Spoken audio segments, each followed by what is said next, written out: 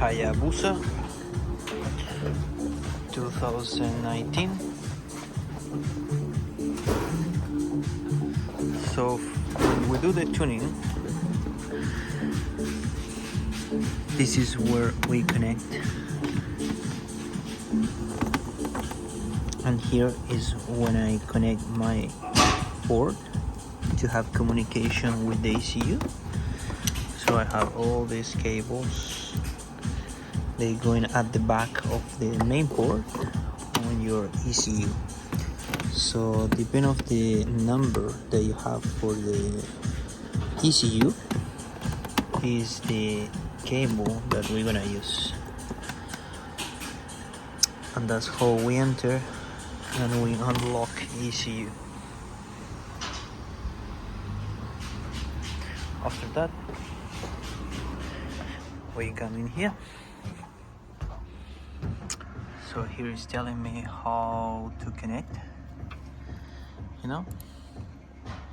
So this is the program Woolich Racing.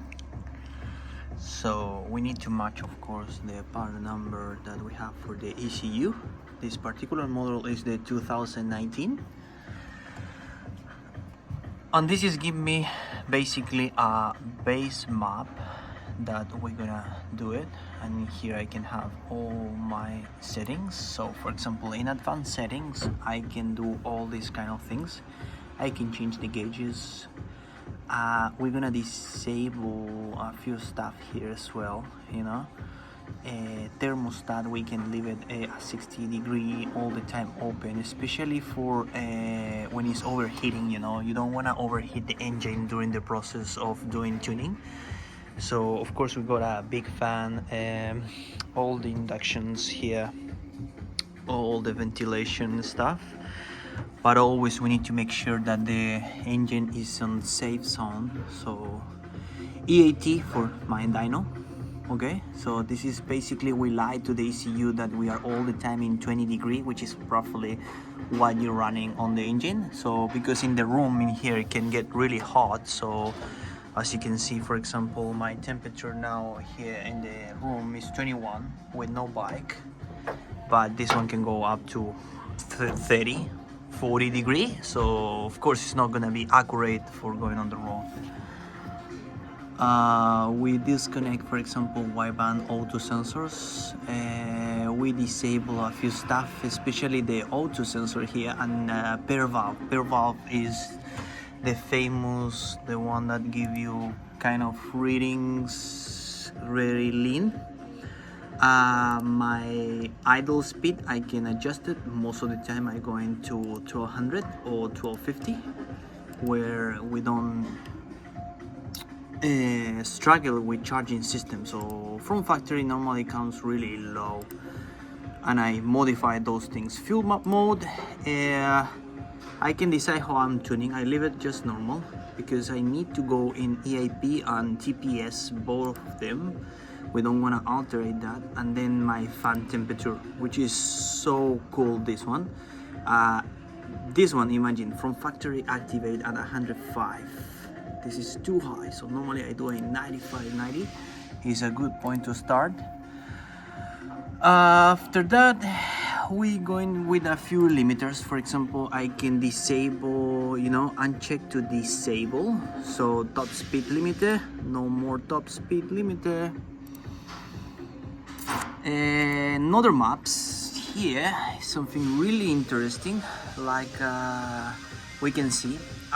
Depend of the, well, first of all, let me show you in 4 gear, for example, when we do pullings, in what map we're going. We can select how, for example, a secondary throttle plate is opening. So have a look here. We only open 94%, so of course we can get more gain here. And they are just almost fully open only after 6,000 RPM. So we can put more aggressive this one. It's not really point to change too much this one because from factory is already good design.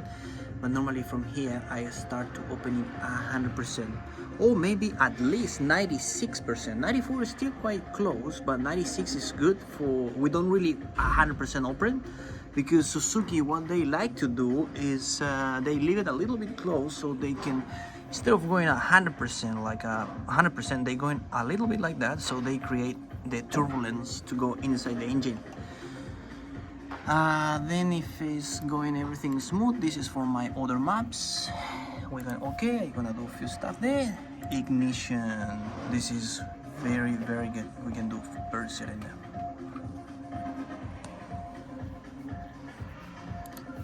And fuel map, this is where all the magic happens. Per cylinder, as you can see, and all the modes I can go. This is EAP or TPS, depend of what, how the ECU will reflect.